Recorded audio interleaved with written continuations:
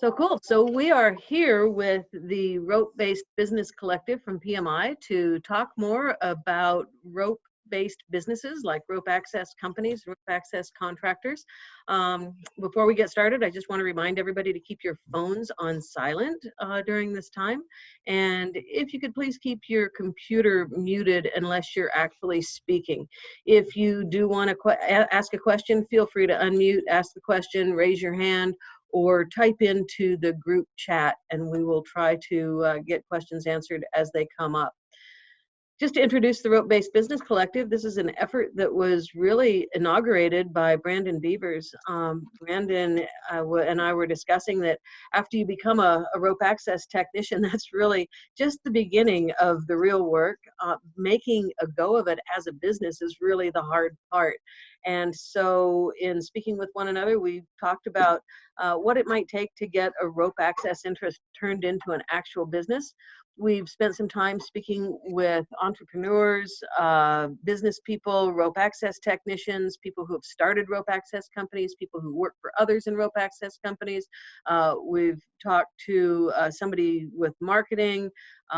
We are now actually going to delve into the wild and wonderful world of taxes and accounting. And before we let Travis Shears get started, I'd like to just let Brandon Beavers say a few words and to say, first of all, thank you, Brandon, for helping to make this whole thing happen.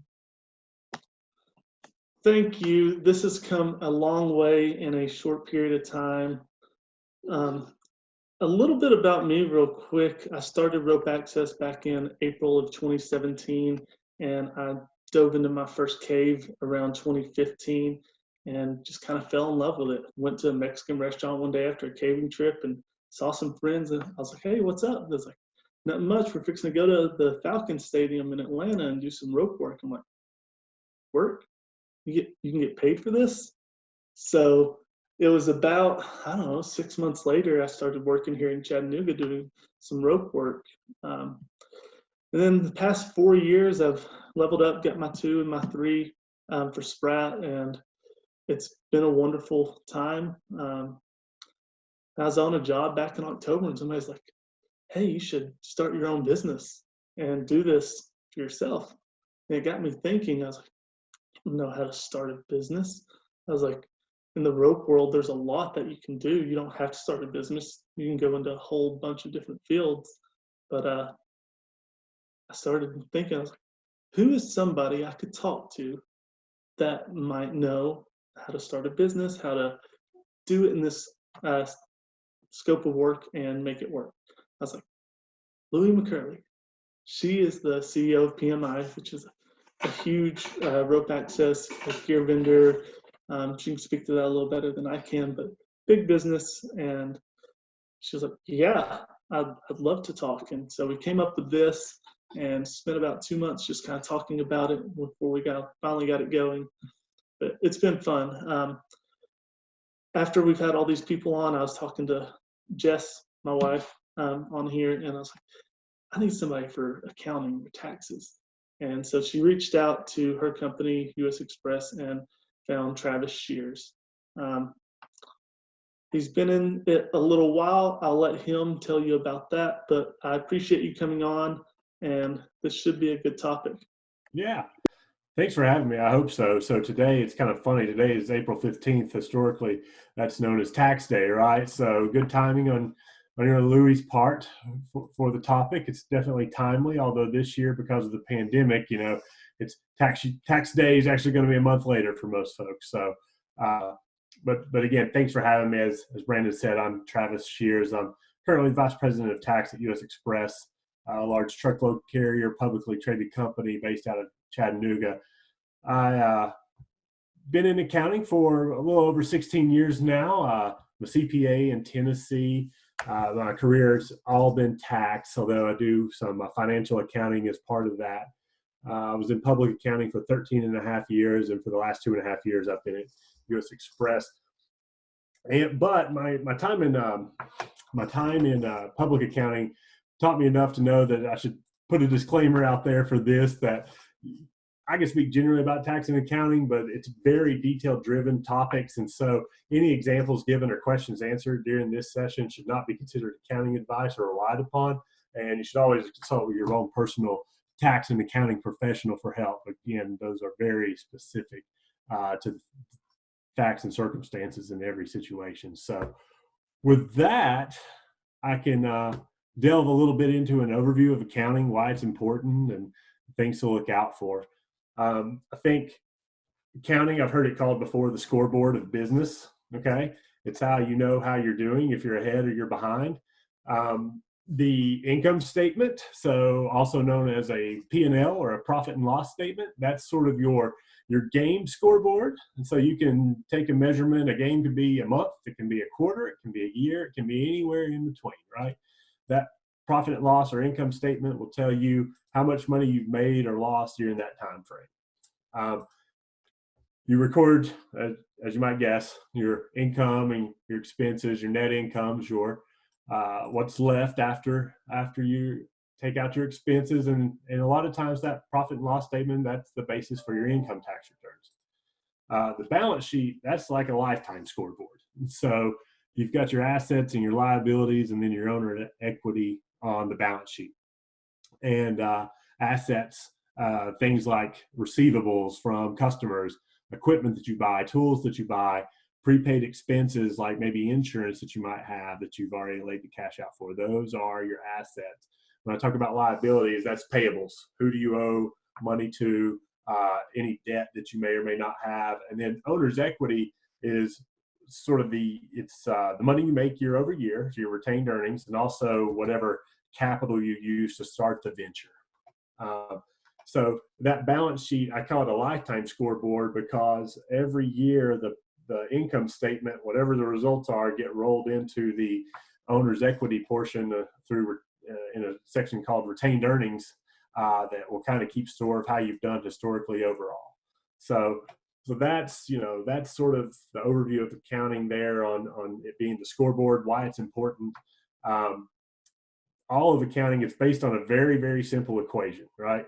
Assets equal liabilities plus owner's equity. I mean, it's anybody that's had a little bit of algebra is like, that doesn't seem very complex, right? Especially if you've taken advanced math courses. How hard can it be to keep your assets and your liabilities and your equity in balance, right? They're always equaling out.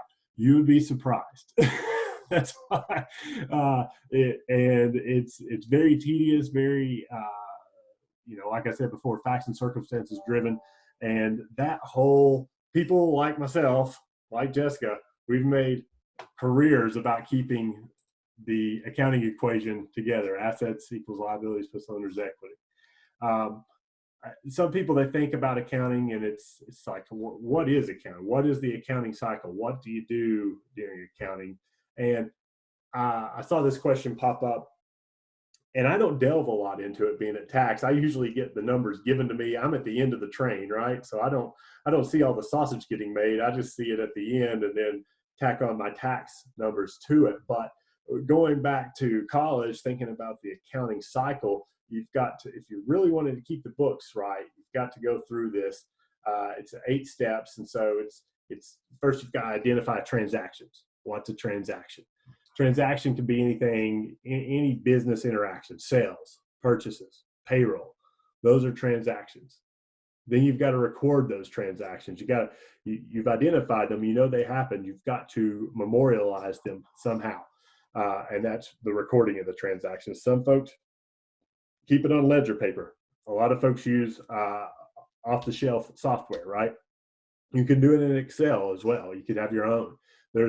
There's a million different ways to keep your record your transactions. You just need to make sure that you're doing so.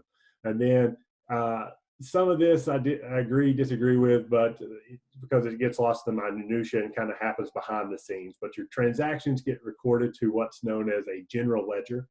General ledger is sort of a summarized listing of and grouped transactions that kind of condenses it down. And then what you have when you have put your transactions in your general ledger, you have your unadjusted balances. And usually you make some adjusting, you have to true some items up. So you'll get your adjusted trial balance made. And then once you get your adjusted trial balance, you can create financial statements such as the aforementioned income statement, balance sheet, cash flows.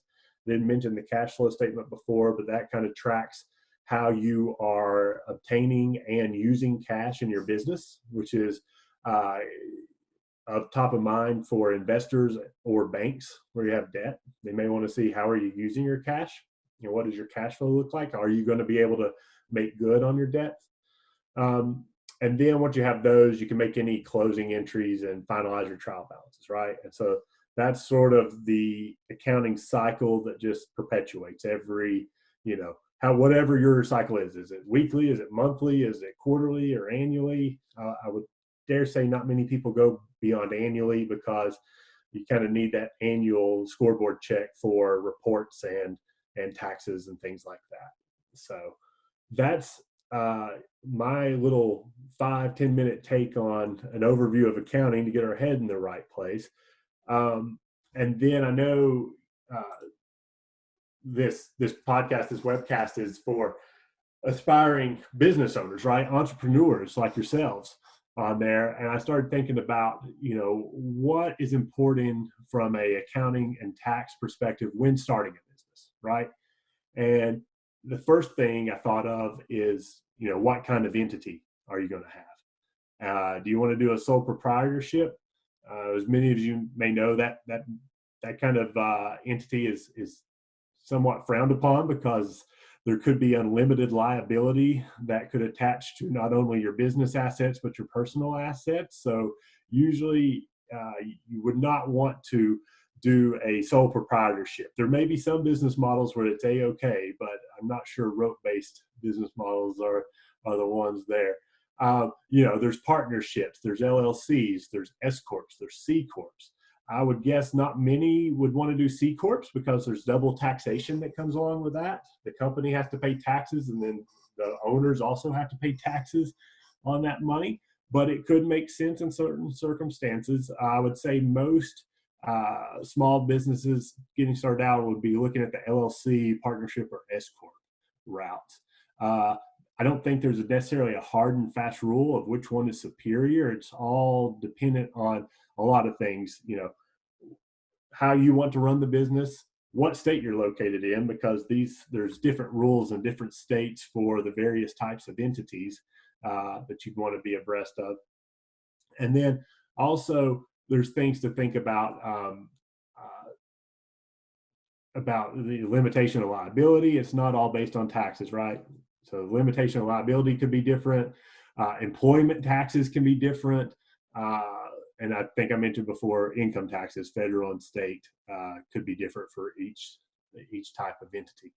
And also, if I was starting a business, I would think that I would want to run out of the gate and get operations going as soon as possible and just start getting the money flowing in, right? And I would have to pump my brakes a little bit and say, I think it was Stephen Covey in his 7 Habits of Highly Effective People said, begin with the end in mind. And so you want to get everything together. And what I mean by that, when people get into doing a business, opening a new business, they don't really think about an exit strategy. Okay. And so what is an exit strategy? You probably want to think about that a little bit and at least discuss it with an advisor of some sort, because do you want to do this for the rest of your life until you retire? Do you want to do this for the next 10 years and then maybe sell it or liquidate it? It's some people, they just want to run a business for 3 years and they know that. And they have different needs and different exit strategies to consider. And if you don't think about that at the beginning, you may run afoul of some things later on that you can't go down your desired branch of exit strategies. For instance, if you're going to sell the business, what are you really selling? Are you selling the stock in your LLC or your S-corp? Are you going to sell that? Are you going to sell the assets that make up your business, the hard assets, the fixed assets? You can go about that route as well. There's a general rule that buyers want to buy assets and sellers want to sell equity. Okay. And the reason for that is because if you buy assets, you can get cost recovery on those by depreciating them, right? And so you get a return, you get it at least in a deduction via depreciation on whatever you're buying, right? And so that's why the buyers want to buy assets. Sellers want to sell equity because if you sell the equity, in most states, you have sold everything, the good and the bad. You have sold all of your customer list. You have sold all your assets, all those fixed assets we talked about, but you've also sold your liabilities. And there are known liabilities and unknown liabilities. Okay. And so just because you don't have a liability recorded in your ledger doesn't necessarily mean it doesn't exist. And so that's why sellers like to sell the equity, because then it's final, it's done, it has passed on, and whatever liabilities can go along with that. As a general rule, as I said before, there are little minute details in every state and jurisdiction that could make that not hard and fast rule, but generally buyers want to buy assets, sellers want to sell equity. Also, you might want to think about collaborating, right? Do you want to be the sole owner, or are you thinking if you expand, if your territory grows, do you want to add additional owners later on?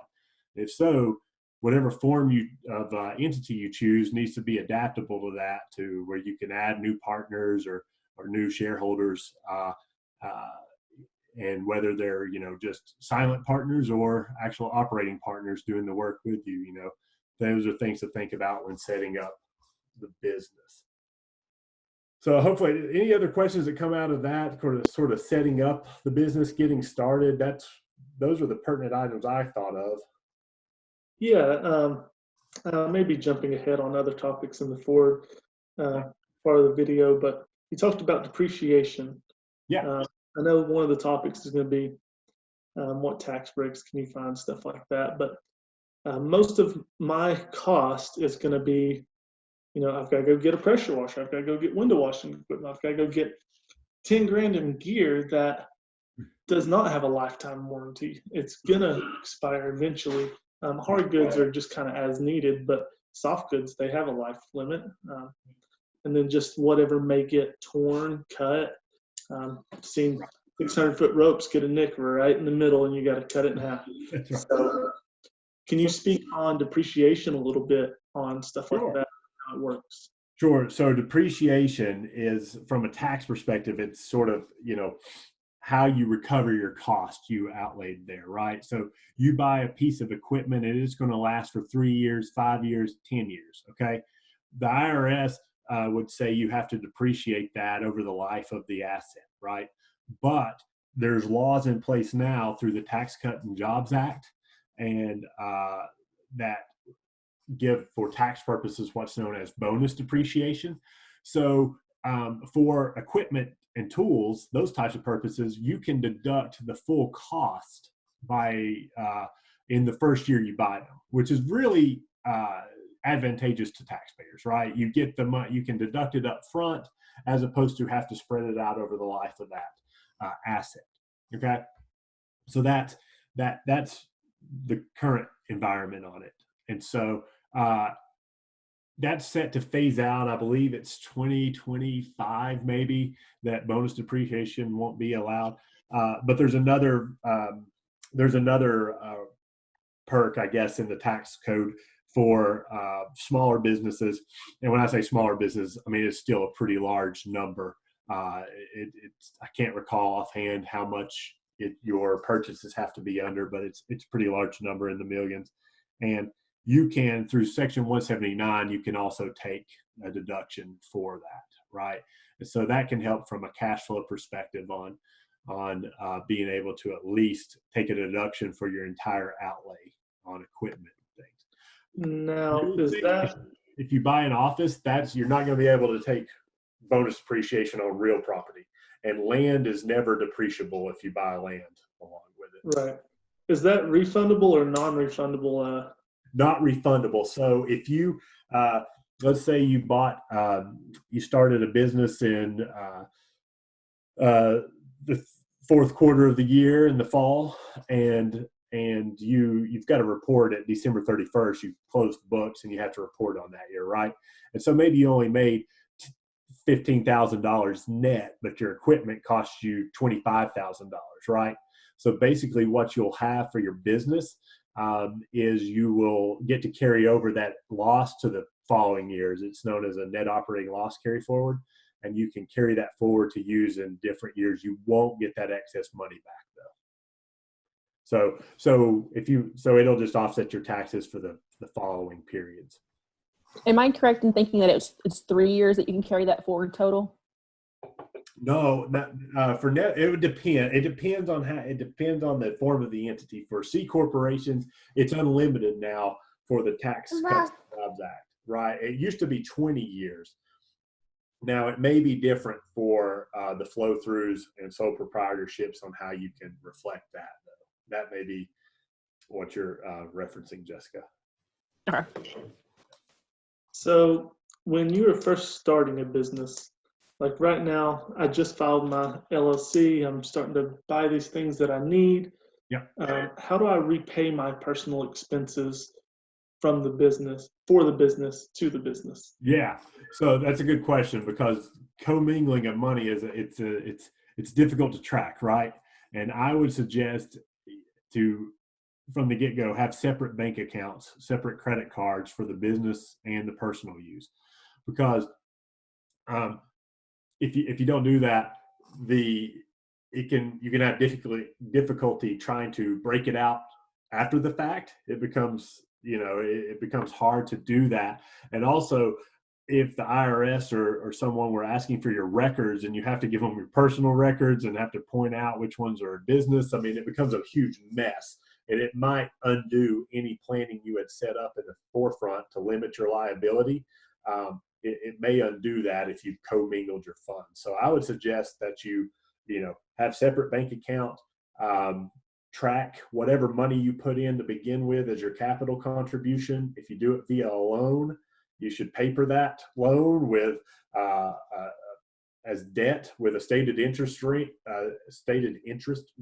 and a term length, and make sure that the business is making payments on that debt regularly, because failure to treat what you want to be considered debt as debt will make it capital and puts it at risk of loss, just like any other capital contribution you may make. For an LLC like Brandon is talking about, would you suggest using shares as a way to account for some of that money? Yeah, so that's what I would do. I would put in the shares and how much you bought them for, right? Some people, if they don't want to have partners down the road, they'll have one share of business and they put in whatever the seed money was to get it started, right? Other people that they may want to sell some of it in the future. Maybe they start out with 100 shares for whatever, right? And then you can sell that equity as you need to, if you want to, right? And just because you set it up as one share to begin with doesn't mean you can't go back and change it. It just takes some legal wrangling to get to that point. But good question. Is there such thing as loaning yourself money, like using your personal funds, maybe writing up some sort of contract with your business self, and that way you can pay yourself back that way? Yes, yeah, for sure. Again, though, make sure it is truly debt, because debt has certain characteristics, right? It's got a stated term. It's got an interest rate. There is what's known as payment in kind debt, where you don't have to make regular payments on it, but it just the interest just keeps going up and up and up, right? And so you need to think through that before you make those kind of loans. But the business should be making regular payments, right? I mean, it needs to be arm's length. You can't, for the IRS to respect it, you can't give yourself a loan at 0% interest, because who would do that, right? Unrelated parties would not do that. So realistically, what should you consider in terms of interest rates? Like how nice can you be to yourself and still be real? Yeah, so that's a good question. that will vary from time to time, right? How cheap is money from the government right now? What are business loans going for? An accountant can kind of help you get there on what a safe basis may be to where it won't be challenged by the IRS, and I'm not saying you have to charge 17% to yourself. No, that's probably not in there, but you can't do, 10.1% either, right? But an accountant that sees this, they'll probably have a good idea of what the safe harbors are. What's the best way to handle favors where people are helping you out with some of the business aspects and you want to show that you somehow paid for that? How do you, what's the best way to account for things like that? So like trading of services? Yeah, yeah. Yeah, good question. So, I mean, if are you paying them with services? Or are you giving them a gift or something like that? I don't. I guess it could work either way, but for example, when you're just starting out as a rope access company, you don't have a whole lot of assets. So paying somebody to write a business plan for you or something like that would be untenable, really. But at the same time, having that help would be super valuable. Yeah, I don't. That's a good question. I don't know that I know the answer because I don't think you have to. I mean, you could offer them equity, right? You could say, "Help me if this takes off. You can have a share. You can have some equity in the company, right? You've got a stake in it." That's one way to do it without having to change. You could, if it could be at risk, right? If they want to do the services and charge you in the hopes that it pans out and they get paid. I mean, that's sort of a risk that they take in the normal course. If it's a friend or a family member helping you out, I mean, I don't think, then you could just negotiate off the cuff, right? You don't have to get any set terms there. But a third party, I don't know that they would, do it without some compensation of some sort, whether it be equity or a payable or a loan payable, sort of a note sort of thing. So assuming the business is started, you're starting to get invoices, you're getting things like that, and you need to get everything organized. Would you, as a small business owner, try to spend the money on a bookkeeping service, a CPA, or bookkeeper, or just try and wing it yourself in Excel? Yeah. What I would do, I think I would see what the cost benefit was of each of those, right? I would talk to some local accountants to see, okay, if you do my bookkeeping services, if you keep my books, if you're doing my payroll, if you have employees, or you're paying the contractors that work with you, if you'll keep track of that and you'll do my year-end taxes, how much is that, right? And then I would compare that to what's an off-the-shelf accounting software going to cost me, like a Peachtree or a Grapevine. I mean, there's probably cloud-based ones now that I haven't even heard of that you can get for a monthly access fee, right? I would place those against that. Unless you have a background in accounting, I would shy away from doing it myself in Excel, because the software will lead you down a path to collect all the needed information you may need, and Excel won't do that, right? You're just building the model yourself, probably. But so I would see what the cost benefit of those were, and then say, okay, if I don't have to keep my books and I can pay them X amount to do it, then I can sell more services and perform more services and get Y amount for it, Y greater than X. I think I'll just hire it out, right? If it makes sense. Do you have a favorite small business accounting package? Your software? Do you have a favorite software that you really like? I am not well versed in that. My background is usually with larger companies who are using like Oracles and SAPs and things like that. My mother did keep the books for some small businesses, and she talked about Great Plains and Peachtree. I remember hearing those, but I couldn't. I think those have actually evolved into other things now. Yeah, I think they've been bought and sold, and they call them different brandings and things like that. And there's also, I see these ads sometimes in CPA journals, and they tout these that they'll program. They're in your phone, right? And so don't worry about entering that invoice. Take a picture on your phone and upload it, and it will, it'll integrate somehow, or at least it'll be a record there. You won't forget about it. Things like that. They're getting pretty savvy in what they can do, and yeah, that's and then also you might ask the bookkeeper, if you're talking to a CPA firm or a bookkeeper, what do they use, and can they offer things like that to where you don't have to spend a weekend, a month getting everything together to submit to them, right? Is there something you can use to go as you go along in your day-to-day, keep track of these things?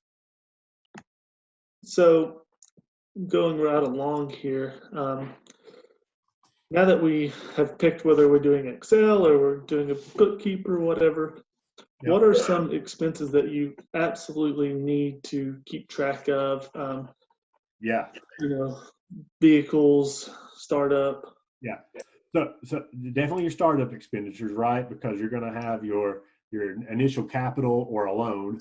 Some places you might go debt route versus equity to start with. And then you want to keep up with your invoices for your fixed assets so you can show how much you spend on equipment, whatnot. I would say the car issue, that is a touchy subject, right? Is like, how much are you using the car for business purposes? And so there are various ways to allocate this out, right? If you own the vehicle, you can, there's the IRS publishes allowable mileage reimbursements that you can use for it every year. And you can, there's maximums that you can set. And you probably, if you want to reimburse yourself, hit it at the maximum. And that's a reimbursement of an expense. That's not income to you, right? And so you don't pay tax on the reimbursement of an expense.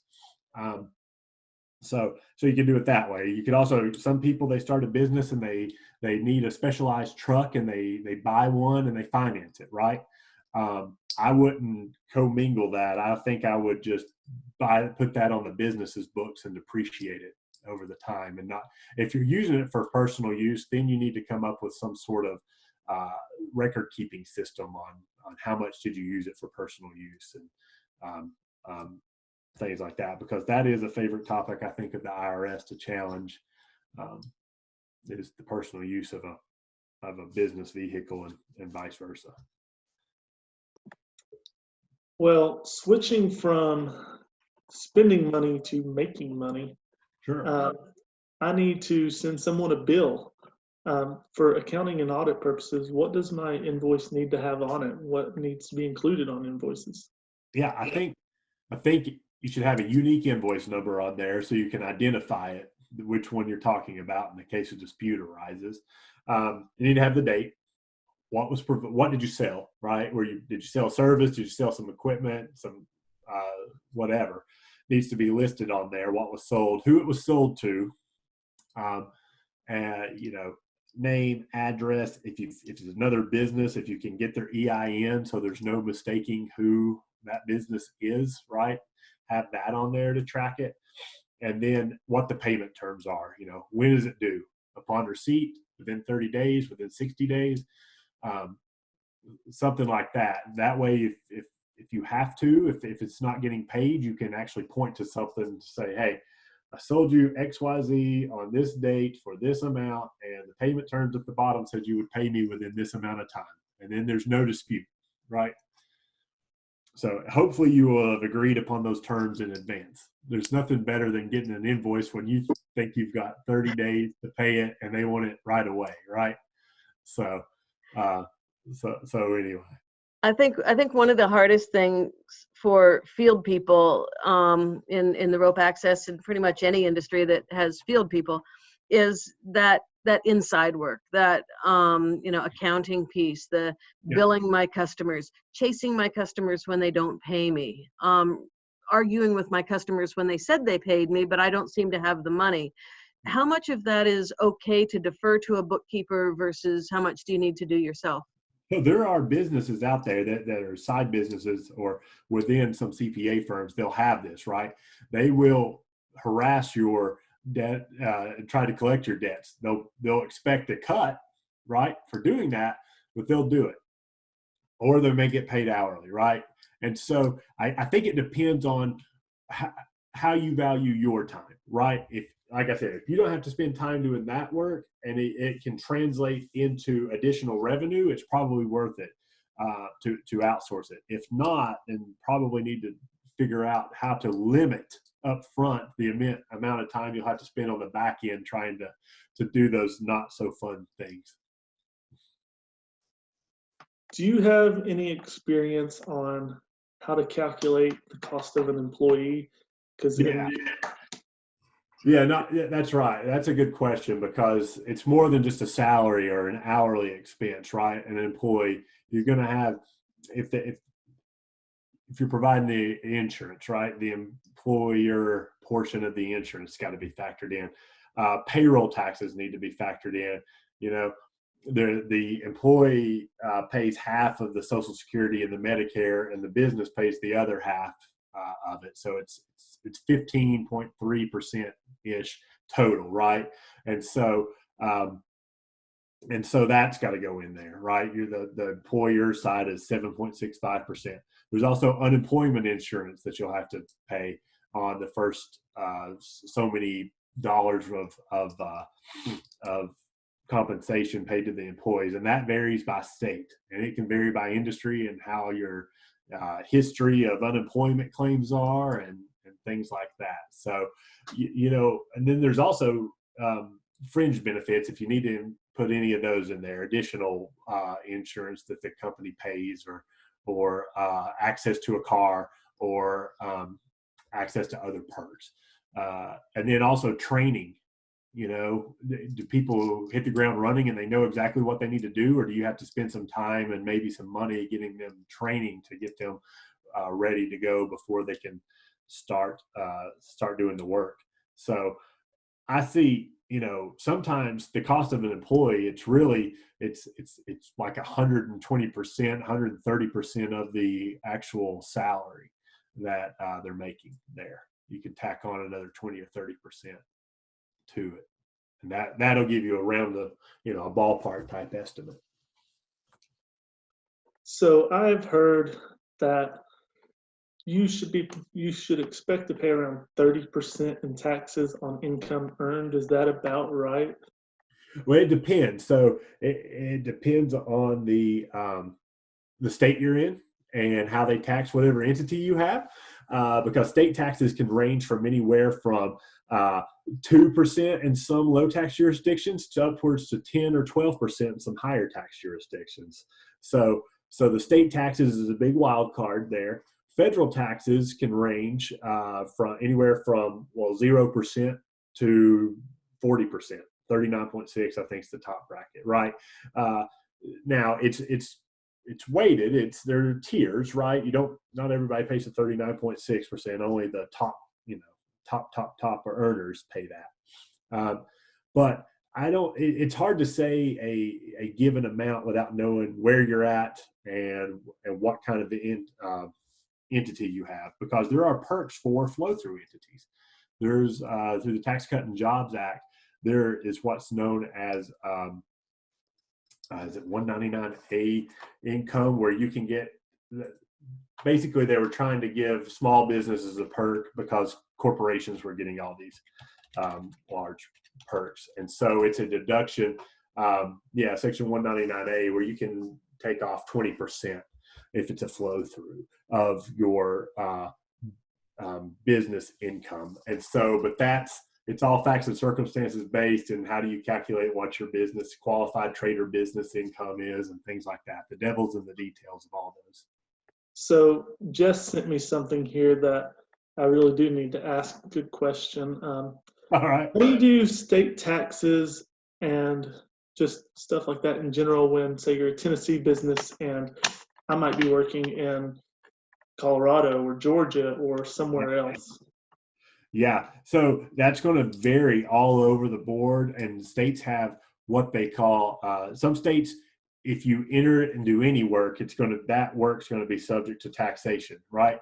Others have thresholds to where it can't be more than so many days or so many weeks or months, okay? And then some of them if you're physically doing the work, a lot of times on location, you're going to have what they call Nexus because you were physically doing work inside a state.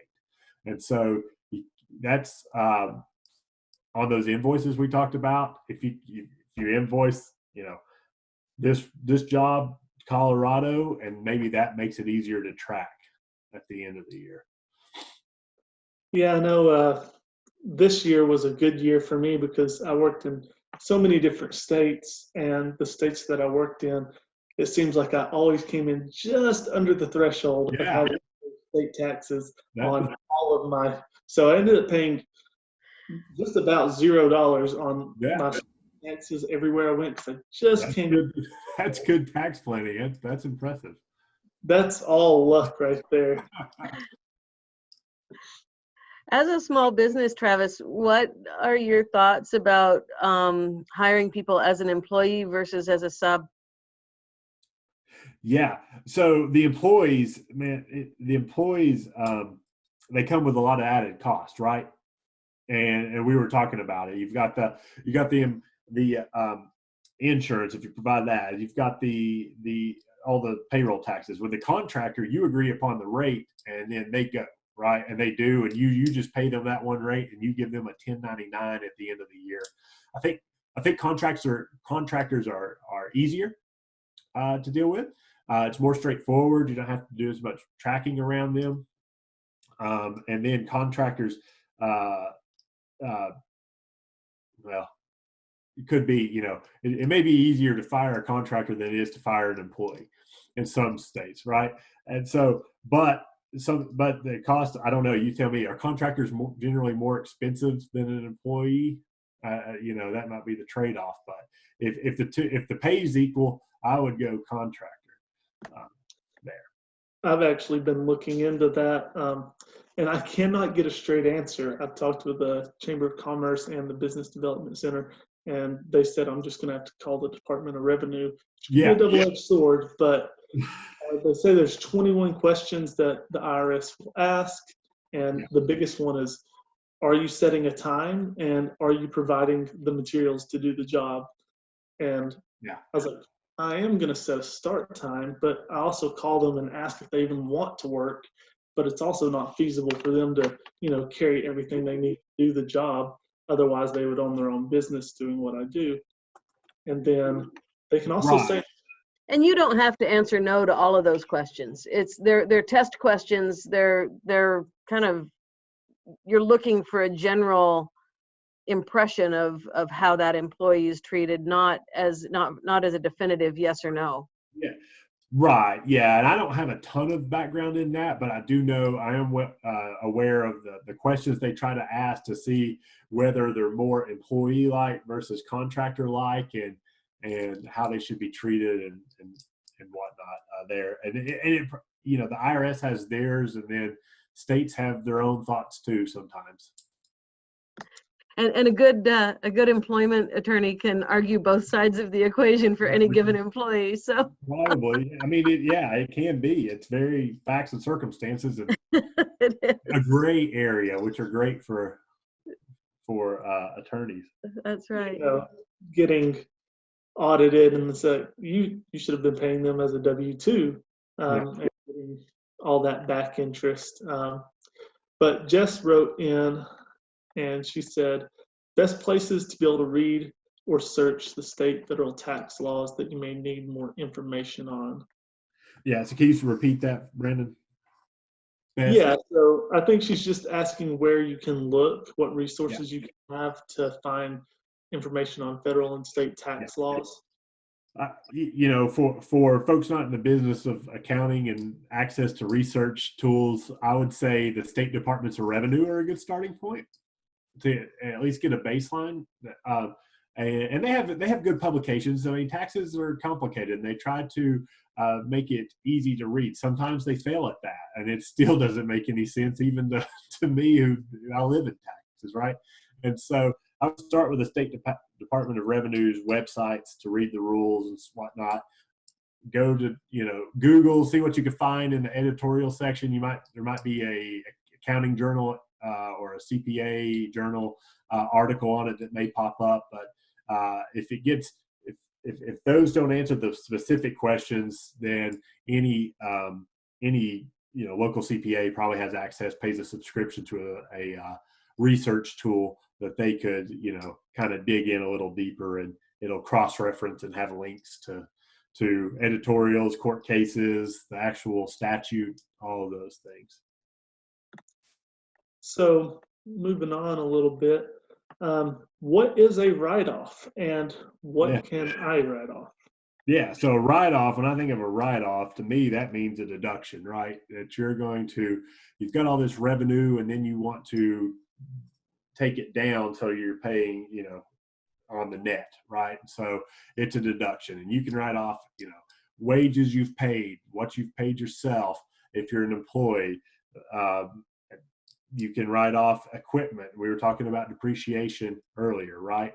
You can travel expenses, any training expenses you might have. I mean, any cost that you incurred as the owner of a business would be subject for a write-off. Now, if you're vacations that are personal, don't write those off through the business. Those are personal things. It goes back to the original point. Don't commingle your funds, and you got to keep things separate. But if it has to do with the business, if it's legitimate business, it should be recoverable as a deduction or a write-off in some form or fashion. You brought up a really good point that we haven't really delved into a whole lot. You mentioned paying yourself as an employee, and we've glossed over that a couple of times. Would you delve into that just a little bit deeper as far as what that means? Where I was thinking about that, so in a partnership, you're not necessarily an employee. You're a partner. You're a shareholder, right? You're a business owner. So you don't necessarily pay yourself. You get a draw, and then you get whatever your portion of the profits are at the end of the year, right? That's how it works in a partnership. How it could work in a corporation, though, you can be an S corp. I believe you could be both a partner and an employee, right? And so that's where it helps to think about these things up front, and maybe talk to a local CPA that can help you think through that, because there are, if you're an employee, you've got FICA and Medicare, right? If you're a business owner, you don't have FICA and Medicare, but you've got to pay for your own insurance because you don't get perks because you're not an employee. There's gives and takes in it all, right? And it gets complicated quick. Is that helpful, Louis? It is. Thank you. When you start paying yourself as an employee, or even paying other employees, payroll is kind of a pain in the derriere, and a lot of banks will do it. There's subcontract companies that'll do it. Some of the bookkeepers or accountants will help you with it. What's the best path to go down with that for a small business? Yeah, it depends on how much ownership you want to take of that, right? If depends on how many you have too. If you're cutting 5 checks versus 50 checks, it's that's a big difference, right? And there are payroll companies that out there. A good friend of mine, he's worked for a lot of payroll companies, and they target anywhere from the large businesses, but they kind of have their niches, right? Some of them have in the restaurant industry or the hospitality industry, they've got their niche, and some in service industries, some in manufacturing. So a little research on the internet could probably point you in the direction of one that would be in the service type industry, and it's been helpful there. Also, a lot of local CPAs will do payroll, and some of them even sell their payroll business to these larger companies, and you never even know it, right?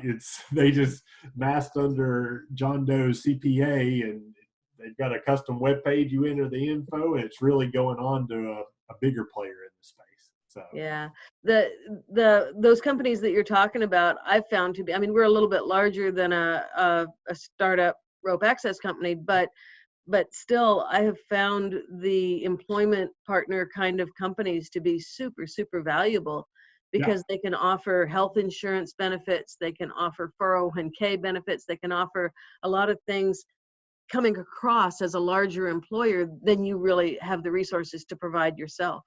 Yeah, you're right. They do. And you bring up a good point that I had forgotten. You can actually go through an employment partner employment services company and get access as a group to better deals on insurance and things like that. So that's a really good point. And I don't know if there's anybody that will work with super small like startup companies, but boy, Yeah. that would be a phenomenal niche if so. Yeah, Can those you are called. dive into that a little more? Can you dive into that partnership? What that is? I hadn't heard of this yet. Yeah, it's got a professional employment organization and PEO. And I just know a little bit about it from a prior stop I had. That the CPA firm, they had a sister company that was a PEO, but basically they went to a lot of like I think they would get in with medical practices or dentists, and it had not a huge employee base. That was, and they would get access. If you had 10 employees, you get access with other companies to where you'd have better rates for insurance than you would on your own, right? And so, and because you came together as a group. I know that they're often looking for low risk entrants in that, office workers, things like that. I don't know, if the rope business, but you never know. I mean, you could talk to them and see. I don't understand necessarily the ins and the outs and how much workers comp type, risk there is there, things like that. But they're called PEOs, professional employment organizations. And if you look out there, you'll probably find, a listing of some of those in the area. Yeah, I won't have many employees. Well, I mean, realistically, I might get a couple of jobs a year, and I typically need 2 people to fly out and put them up and work with me. I did have a question. I don't know, this might be a little out of your realm, but I plan on offering down to smaller commercial and residential for some of these services as an ends to a mean until things get going. yeah. Would it be better on the workers' comp side, on the insurance side, to do a doing business as and have another business that falls under the parent company, and I can do something with this business for the smaller residential stuff and then have different parameters for the industrial side? Yeah, from a tax or accounting standpoint, I can't think of a reason that would make a difference. Now, from other standpoints you bring up, like insurance or legal reasons, there may be advantages to doing it that way. I don't know any of those. I'm not saying there aren't any. I just don't, not well versed in that. One of the disadvantages, Brandon, is that any sweat equity that you gain as far as reputation and things would be lost on the other side of the business, especially as a small company. If you can take over for just a minute, I have a phone call I need to take for my daughter real quick. No problem, no problem. Travis, I have an interesting thing that kind of occurs to me with, again, these are rope access technicians, right? They're people who are more interested in being on rope than behind a desk or a computer. And what I find is that a lot of these guys just kind of want to wash their hands of the administrative side of the business, whether that is getting customers or paying bills or paying employees or figuring out tax law or any of that. Yeah. How involved, if they hire a bookkeeper to do this kind of thing, how involved do they need to be with that bookkeeper, and what's the best way to engage with that bookkeeper to stay safe? Well, it depends on how business savvy they are, I would say. If they can, because there's tons of magazine articles and newspaper articles about accountants defrauding their clients and employers and whatnot, right? And so if they think they know enough to hand that off and trust that everything's on the up and up and that they would be able to detect the red flags of fraud, then that may be a good idea. If not, then it's almost like you need to find some sort of resource to like bounce it off of, right? And you need to be keeping some sort of scoreboard on your own off to the side to say, hey, I know at least what my revenue's been for the year, and then what my costs have been by and large, and maybe we can factor in some of this depreciation later and whatnot, but I have an idea of what my net should be. And then also, I think really on that, a cash flow statement can be really helpful in that, because it starts with what cash did you have? How did it come in? Where did it go out? And just have a cash flow statement that you can look at to kind of follow that, because that's where, the fraud will generally pop out. If it's not a huge credit card bill, it'll be misappropriated cash or Nice. stolen cash. And how would you advise that they monitor that? Like, are they on a practical level? Right. Yeah. So I would have, some sort of cadence. I don't know if it would be a weekly cash flow, because if you've got accounting software or bookkeeping, I mean, you should be able to just run a report theoretically, right? And whenever you want, as long as you're staying on top of the entries. But at least look at it monthly. I wouldn't wait till the end of the year to take a look at this stuff and make sure I knew where I was at.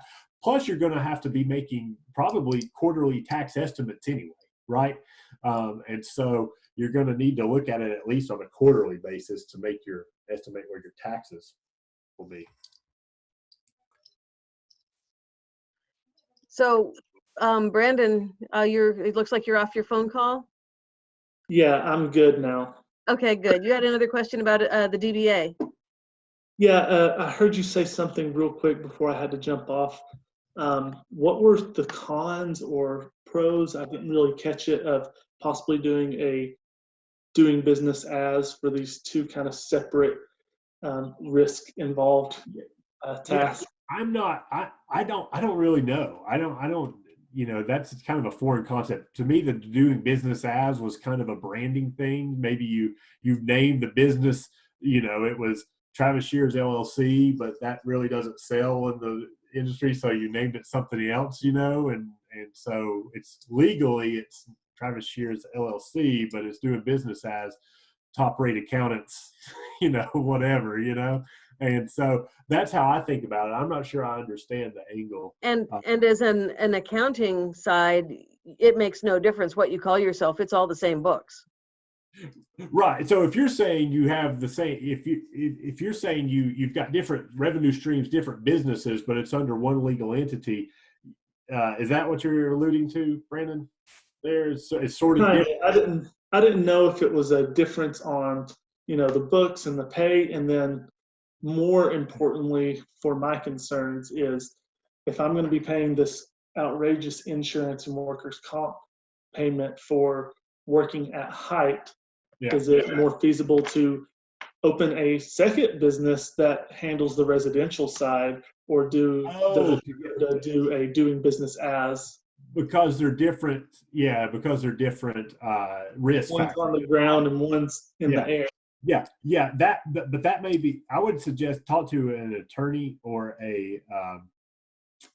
probably an attorney, maybe a seasoned small business, because you may want to set up separate legal entities, because you wouldn't want the riskier business, if something went wrong, for them to be able to go and access whatever the other business is, right? You've sort of limited your risk in both arenas there by having separate entities. It becomes more to track, right? It can become administrative, but it may limit the risk to where you can't they wouldn't be able to, one side of the business take the other side of the business assets, right? So as a DBA, all the money from the main company and the DBA are all being accounted for in the same pot.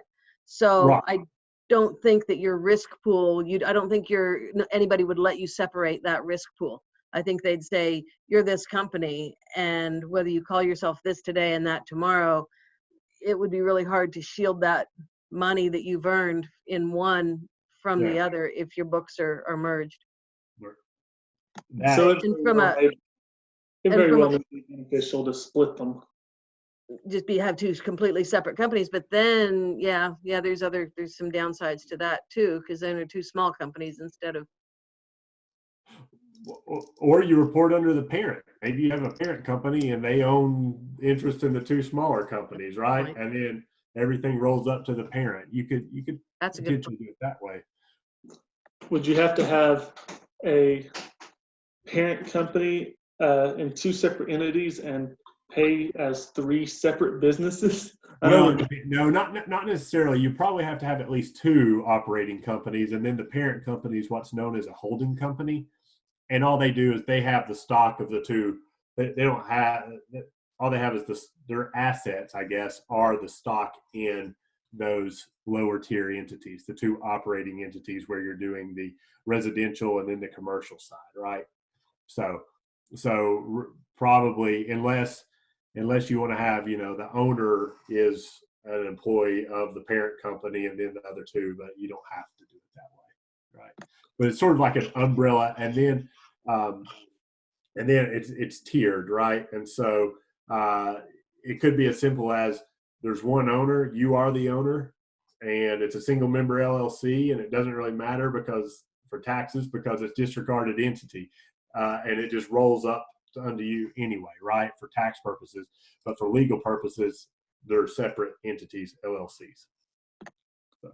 All right. I only have one more question on my list, and then we can start winding down here, see what Louis might have as well. But any tips on finding tax breaks, credits, stuff like that? Something that we might not think of. I know probably just ask a lawyer or a CPA, but yeah, that, and then whenever new tax laws come out, that like Forbes will have an article on it, Wall Street Journal might have an article on it, things like that. It's just finding articles where it talks about these new tax breaks. And there's a lot of focus on coming out of the pandemic, tax breaks for hiring folks, right? There are credits if you hire folks that have been unemployed for a while, or they're a recipient of government assistance and things like that. You can get what's known as the work opportunity tax credit. And so you can offset so much of their wages. You can get a credit on your own business taxes for their wages that they earn because they're long-term unemployed, or they need, it helps them get off the government assistance if you hire them. There's things like that. So, but that's what I would say for credits wise. And there are so many just small credits that don't even make it into the headlines, right? I look for the big business credits. I'm getting newsletters, emails daily about all the changes in the tax laws and what states are doing to try to attract businesses and things like that. And I'm sure, other CPAs are getting that as well. So I would, like you said, default would be check with a local CPA, and it depends, right?